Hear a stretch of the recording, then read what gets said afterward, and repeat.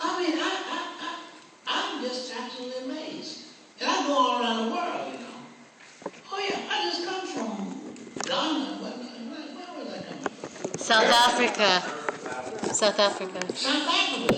You were there. That's right. Oh, yeah, stand up. You don't know about Africa.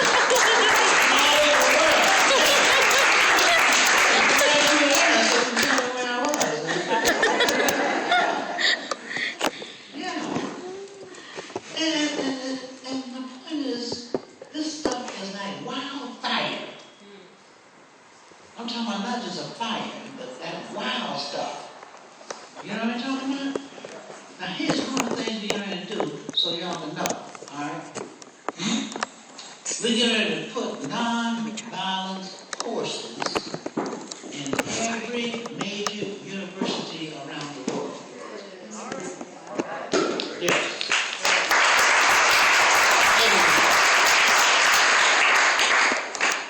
So our conference was about getting folks together who are going to start developing the training and the educational programs, okay?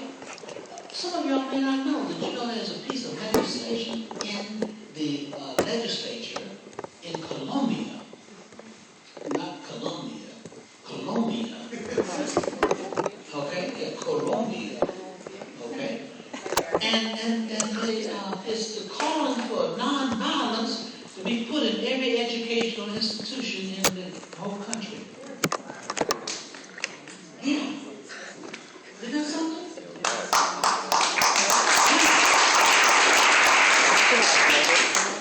So what we're doing is talking about training folks in non-violence like we train them in math.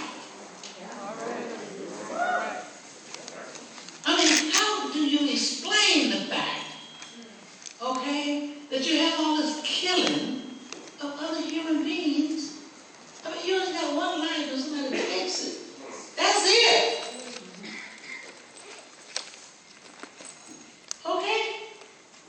Yeah. How many folk you know were here today and gone tomorrow? That's what I'm talking about. And their life was taken from them. Yes.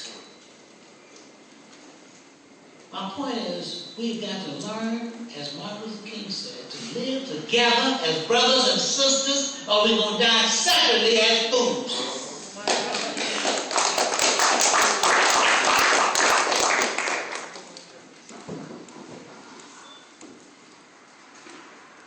We can live in a more peaceful, non-violent world community. We can do that. If we can figure out a way to go on the moon and not talking about look at the man in the moon, no, be the man on the moon. If we can figure that out with our smart self, why can't we figure out how we can keep somebody from blowing out our smart brains? We raise up a genius, okay? And somebody come along and blow his brains or her brains out. We can solve this problem. We don't still need to be, waddling around in this thing. We have to put our minds together. Did you see what they're talking about? Training all of the high school student leaders so that they can go and train the others who are coming behind them. Oh, by the way, they don't have a literacy problem, illiteracy problem in Cuba. Did you know that? Oh, yeah.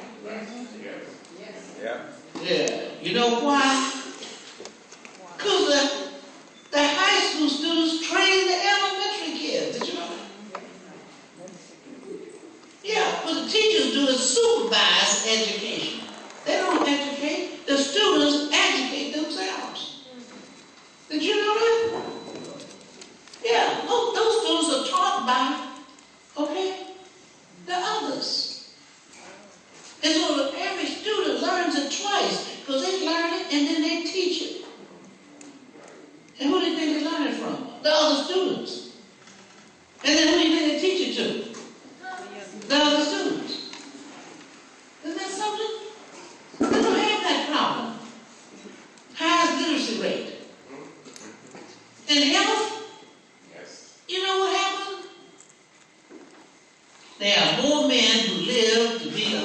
years old, right down there, 90 miles from us, up to the Florida coast, than any place in the world.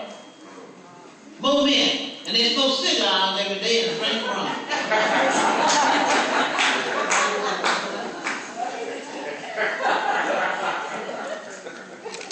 How do I know so well?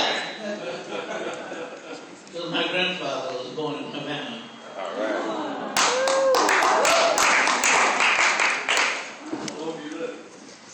96.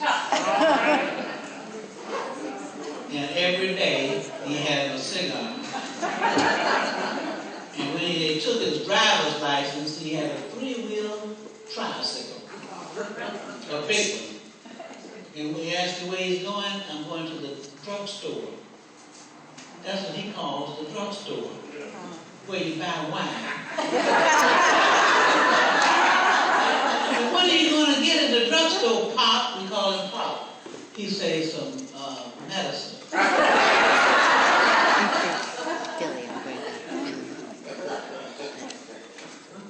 But he knew how much to drink. He knew that one cigar and one shot. Okay? Yeah, it's moderation. But my point is, we don't need to have the ignorance that we have going around. Because we know too much. We have to organize it. Why should those teachers in Chicago be out there arguing about some money and stuff like that? Why don't they just give them the money? They got the money. We had a strike in St. Louis when I was there. I'll tell you this little story. I'm talking about the movement a little more, but that was a movement. Then we want to get into some discussion, because while I'm here, okay, let's talk, okay? So we can get some things done. I was working for the, what was it I was working for? Campus ministry. Yeah, I was teaching campus ministry with Lloyd. You know, Lloyd, what's his name? Yeah, campus ministry, yeah. Mm-hmm. So what happened was, I was working out of St. Louis, and the teachers were going to go on strike. And what happened is that they didn't go on strike in the fall because the newspaper, the St. Louis Post-Dispatch, was on strike.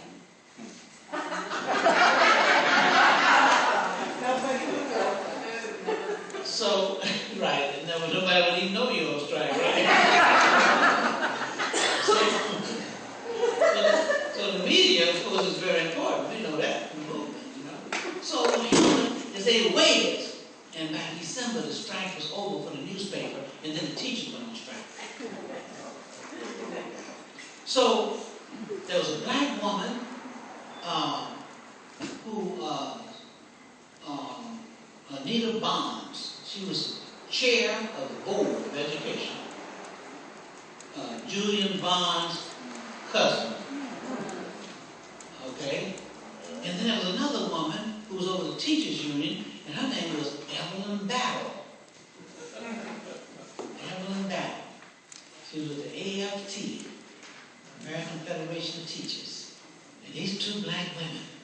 So somebody would set up a good scheme, and they're going to have these two black women fight each other, you know?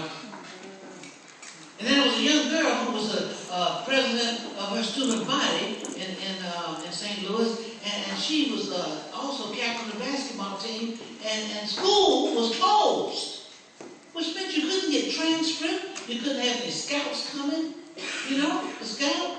So nobody was even getting ready to go to college, because you couldn't even get in school.